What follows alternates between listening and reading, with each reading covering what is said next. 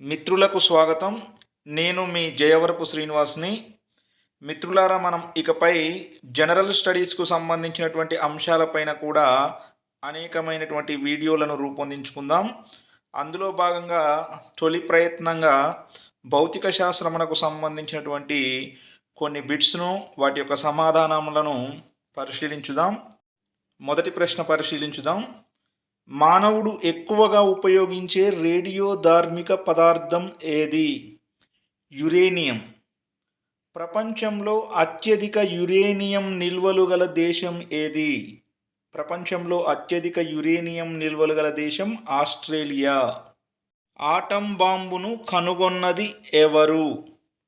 అట్టహాన్, Robert open హైమర్.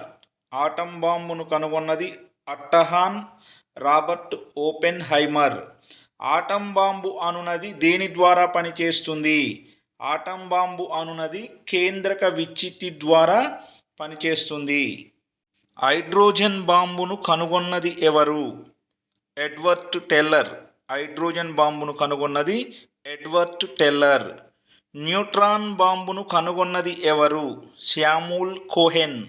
Neutron బాంబును కనుగొన్నది Samuel Cohen.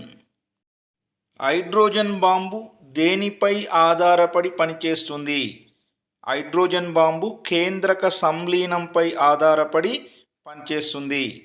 రెండు చిన్న చిన్న పరమాణు కేంద్రకాలు ఒకదానితో ఒకటి కలిసిపోయి ఒక పెద్ద పరమాణు కేంద్రకం ఏర్పడే ప్రక్రియనే ఏమంటాం? కేంద్రక సంలీనం అని చెప్పి అంటాం. న్యూక్లియర్ రియాక్టర్ను మొదట తయారు చేసింది ఎవరు? న్యూక్లియర్ రియాక్టర్ను మొదట తయారు చేసింది ఫెర్మి. బాగా గుర్తుంచుకోవాలి. న్యూక్లియర్ రియాక్టర్ను మొదట తయారు చేసింది ఎవరు? ఫెర్మి. రేడియో కోబాల్ట్ ఏ వ్యాధి నివారణకు ఉపయోగపడుతుంది? క్యాన్సర్ వ్యాధి నివారణకు రేడియో కోబాల్ట్ ఉపయోగపడుతుంది. రేడియో కోబాల్ట్ క్యాన్సర్ వ్యాధి నివారణకు ఉపయోగపడుతుంది. సహజ రేడియోధార్మికతను కనుగొన్నది ఎవరు? Henry Becquerel. హెన్రీ బెకరల్ 1896లో సహజ రేడియోధార్మికతను కనుగొన్నారు. కృత్రిమ రేడియోధార్మికతను కనుగొన్నది ఎవరు? Madam Curie, Frederick Juliet. కృత్రిమ రేడియోధార్మికతను కనుగొన్నది madam Curie, Frederick Juliet. Einstein దశాబ్దం అని దేన్ని పిలుస్తారు? 1905 నుంచి 1915 మధ్య కాలాన్ని ఐన్స్టీన్ దశాబ్దం అని పిలుస్తారు. పరమాణువు అను భావనను మొదట ప్రవేశపెట్టింది ఎవరు? డెమోక్రటీస్. పరమాణువు అను భావనను మొదట ప్రవేశపెట్టింది ఎవరు? డెమోక్రటీస్. పరమాణువు సిద్ధాంతాన్ని ప్రతిపాదించింది ఎవరు? John Dalton. పరమాణువు సిద్ధాంతాన్ని ప్రతిపాదించింది ఎవరు? John Dalton. ఎలక్ట్రాన్ను కనుగొన్నది ఎవరు? J J Thomson.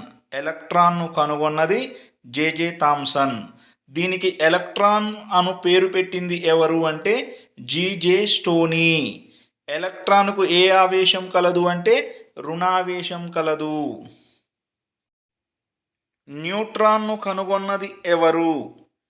James Chadwick. న్యూట్రాన్ను కనుగొన్నది ఎవరు? James Chadwick. దీనికి తటస్థ ఆవేశం ఉంటుంది. న్యూట్రాన్కు తటస్థ ఆవేశం ఉంటుంది. కాలం గురించి చదివే శాస్త్రాన్ని ఏమంటారు? కాలం గురించి చదివే శాస్త్రాన్ని క్రోనాలజీ అంటారు. క్వాంటం సిద్ధాంతాన్ని ప్రతిపాదించింది ఎవరు? Max Planck. క్వాంటం సిద్ధాంతాన్ని ప్రతిపాదించింది మాక్స్ ప్లాంక్. ఈ సిద్ధాంతం ప్రతిపాదించిన తరువాత భౌతిక శాస్త్రంలో జరిగిన అభివృద్ధిని ఆధునిక భౌతిక శాస్త్రం అని చెప్పేసి అంటారు. క్వాంటం సిద్ధాంతమును ప్రతిపాదించిన తరువాత భౌతిక శాస్త్రంలో జరిగిన అభివృద్ధిని ఏమంటాము? ఆధునిక భౌతిక శాస్త్రం అని చెప్పి అంటాము. మొట్టమొదట చంద్రునిపై అడుగుపెట్టింది ఎవరు? Neel Armstrong, Edwin Aldrin. మొట్టమొదట చంద్రునిపై అడుగుపెట్టింది ఎవరు? Neel Armstrong, Edwin Aldrin. వీరు 1969 జూలై 21న అపోలో 11 అనే అంతరిక్ష నౌక ద్వారా వీరు చంద్రునిపై అడుగుపెట్టారు. మొట్టమొదట ధ్వనిని రికార్డు చేసి ఉత్పత్తి చేసింది ఎవరు? ధ్వనిని మొట్టమొదట రికార్డు చేసి ఉత్పత్తి చేసింది థామస్ ఆల్వా ఎడిసన్. ధ్వనిని మొట్టమొదట రికార్డు చేసి ఉత్పత్తి చేసింది ఎవరు? Thomas Alva Edison. అత్యధిక ధ్వని వేగం కలిగిన పదార్థం ఏది?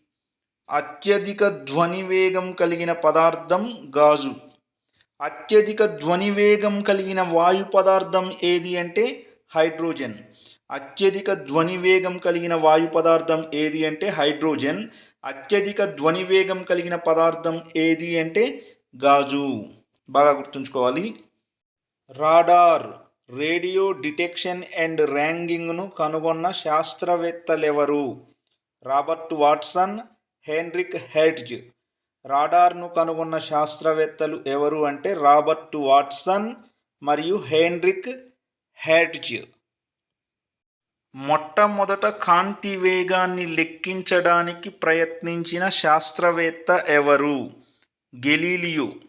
మొట్టమొదట కాంతి వేగాన్ని లెక్కించడానికి ప్రయత్నించిన శాస్త్రవేత్త గెలీలియో. మొట్టమొదట కాంతి వేగాన్ని లెక్కించడానికి ప్రయత్నించిన శాస్త్రవేత్త గెలీలియో. సూర్యకాంతిని ఉపయోగించి ప్రయోగశాలలో మొదటిసారి కాంతి వేగాన్ని లెక్కించిన శాస్త్రవేత్త ఎవరు? ఫోకాల్ట్.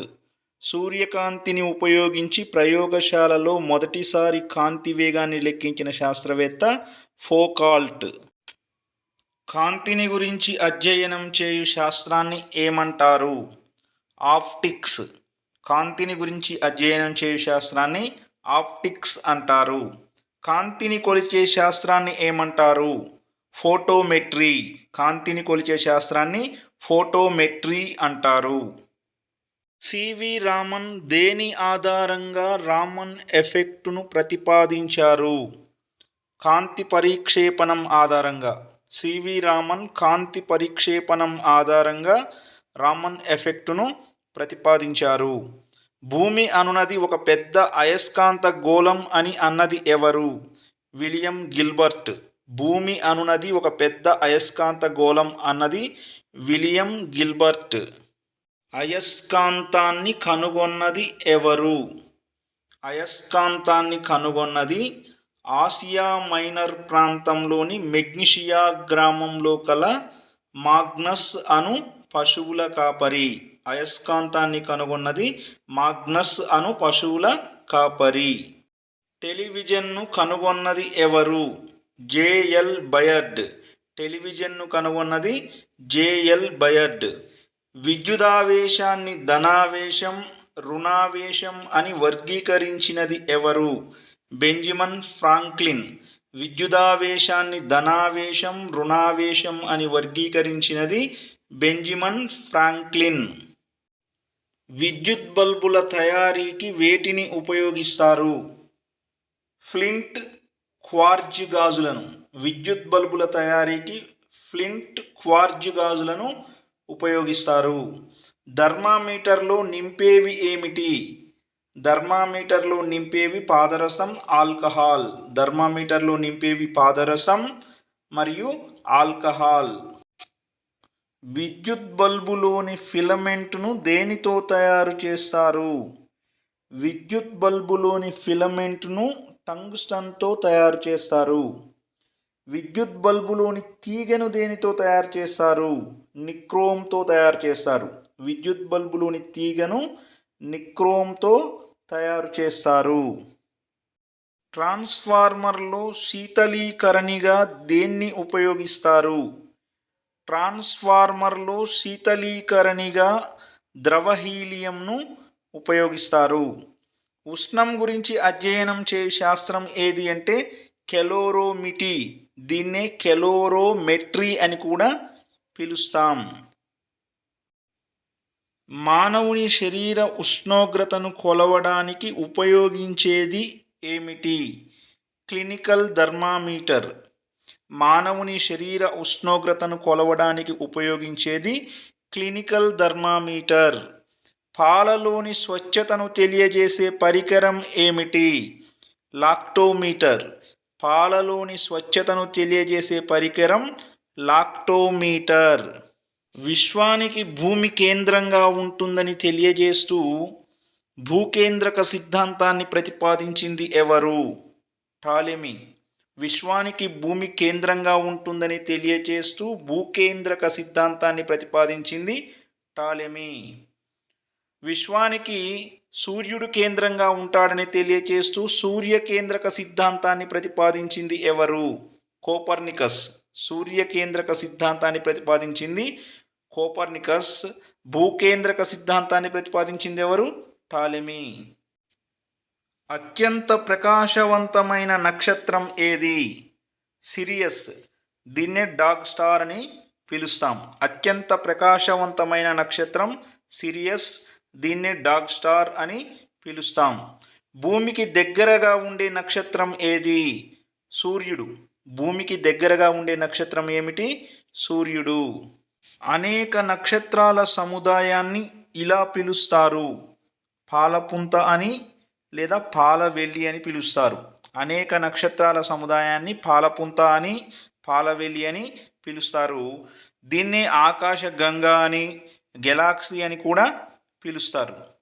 భారతదేశంలో మొట్టమొదట సూర్యోదయం అయ్యే ప్రాంతం ఏది? అరుణాచల్ ప్రదేశ్లోని డాంగ్. భారతదేశంలో మొట్టమొదట సూర్యోదయం అయ్యే ప్రాంతం అరుణాచల్ ప్రదేశ్లోని డాంగ్. మిత్రులారా, మేము చేస్తున్నటువంటి వీడియోలు కనుక మీకు నచ్చినట్లయితే లైక్ చేసి షేర్ చేయండి. కామెంట్ బాక్స్లో తప్పకుండా కామెంట్ చేయండి. తద్వారా మాకు మంచి ప్రోత్సాహాన్ని ఇస్తారని చెప్పేసి ఆశిస్తున్నాము. మన ఛానల్లో తెలుగు సాహిత్యానికి సంబంధించినటువంటి అనేకమైన వీడియోలతో పాటు జనరల్ స్టడీస్ వీడియోస్ కూడా అప్లోడ్ చేయబడుతున్నాయి. వాటిని ఒకసారి పరిశీలించండి.